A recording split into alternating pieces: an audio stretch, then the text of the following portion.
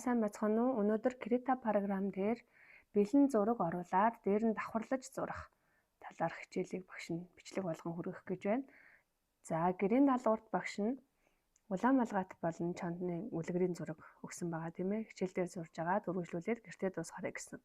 За Nest Moodle руугаа орохоор хичээл хэсэг дотор орно. За хичээл хэсэг рүү орохоор хамгийн доод талд нь оруулсан байгаа. За энэ улаан малгайтын зургийг бүгдээрээ татаж авна. Татаж авахын тулд маусныхаа маус 2 дээр дараад save image as гэд. За тэгээ хаана хадгалж авах нь тэрийг зааж өгнө. Багш нь download хадгаллаа. За энэ нэрээр нь шууд хадгалчихъя. За save гэд хадгаллаа. За одоо хадгалаад авсан учраас бид нэр буцаад Krita програм руугаа орно. A4-ийн хэмжээтэй хэвтэйгээр цаас сонгосон байгаа. Одоо зураг оруулж ирэхийн тулд file open гэж дараад за 5 лавцтрыг татаж авсан зураг байна. Зургаа сонголоо, open гэдээ дарчна.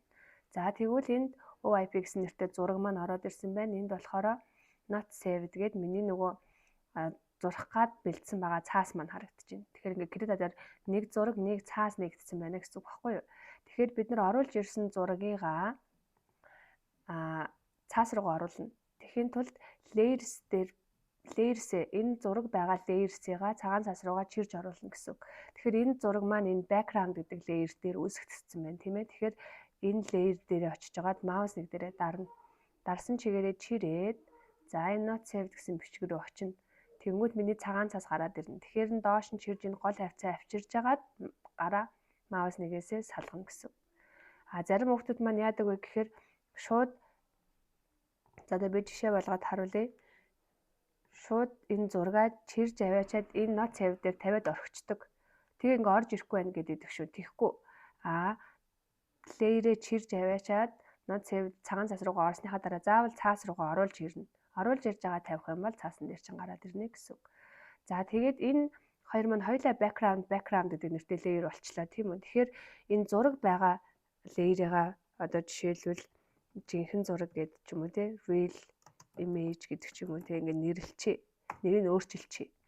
За тэгээд энэ зургаа real image гэдэг layer дээр байгаа учраас real image гэдгийг selectэлж агаад за эндээс select command-а сонгоно.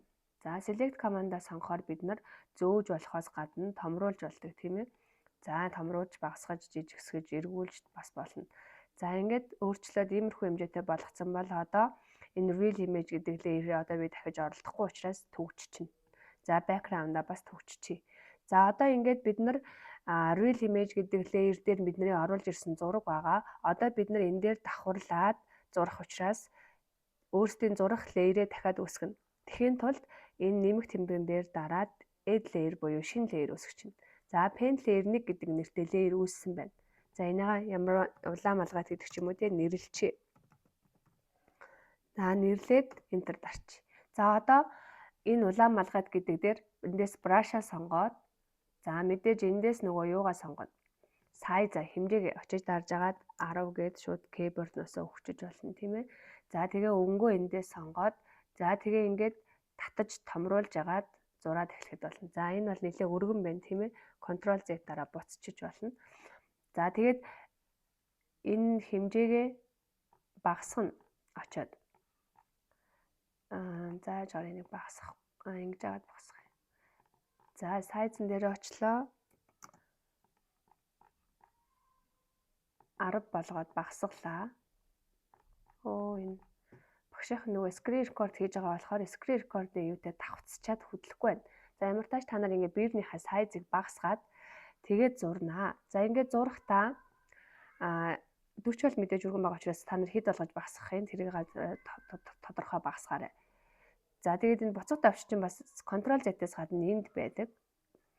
За нэмэлтээр чиний ингээ дээр нь давхарлаж зурж байгаа зураг маань цаад зурагч хэтэрхий тод санагдаад байвал real image layer дээр цаад зураг маань байгаа шүү дээ тийм ээ. Тэгэхээр real image-ээ жоохон ингэж opacity-г нь багасгаад 50% болгоо бүдгрүүлчих болно. Тэгээд ингээд зурх юм бол буцаад улаан малгайтай сонгож зурагдана шүү дээ. Зурх юм бол чиний яг зурж байгаа хэсэгч маань чамд илүү тод харагдана гэсэн үг. За ингээд бүгдийг нь тодруулж зурж дуусгаад тэгээд хадгална. За жишээ болгоод за одоо багш надад дүүрсэн дөрвөө бүдүү нэрээ ингээд нэг хальт явчих. За ингээд зурсан байлаа гэж үзье л та. За тэгээд хадгалахаас өмнө яг үгээр энэ real image буюу дагуул дарж дуурайж зурж байгаа зурагныхаа уртлын нүдийг нь хаана. Нүдийг нь хаахаар чиний яг зурсан зураг чи үлдэнэ гэсэн үг. Тэгээ яг өөрийнхөө зурсан зургийг үлдээж яагаад тэгээд хадгална гэсэн үг. Хадгалахдаа save альсвал save as аль нь ч болно тийм ээ. За тэгээд файл name дээрээ болохоор анги нэрээ бичээд жишээлбэл 5B Anand гэдэг ч юм уу те бичлээ. За тэгээд бүрэн дууссан тохиолдолд PNG болгоно. Одоо зураад будаад багш нь бол дутуу зурчлаа шүү дээ тий. Тэгэхээр уг нь PNG болохгүйгээр дараа нь үргэлжлүүл зурх юм чинь саяхан Krita документаараа байлгана гэсэн үг байхгүй юу? Зураад будаад бүрэн дуусчихсан болвол PNG болоод буюу зураг болгоно. Зураг болгоод хадгалагдчих юм бол эргээд Krita файл болж хүрэхгүй. Тэгэхээр Krita файлаасаа бол буцаагаад зураг бол хизээ болгож болно тийм ээ. Тэгэхээр яг бүрэн дууссан гэсэн үедээ PNG болгоод тэгээд save хийгээд хадгалаад за тэгээд Moodle-ээрээ илгээгээрэй. Баярлалаа.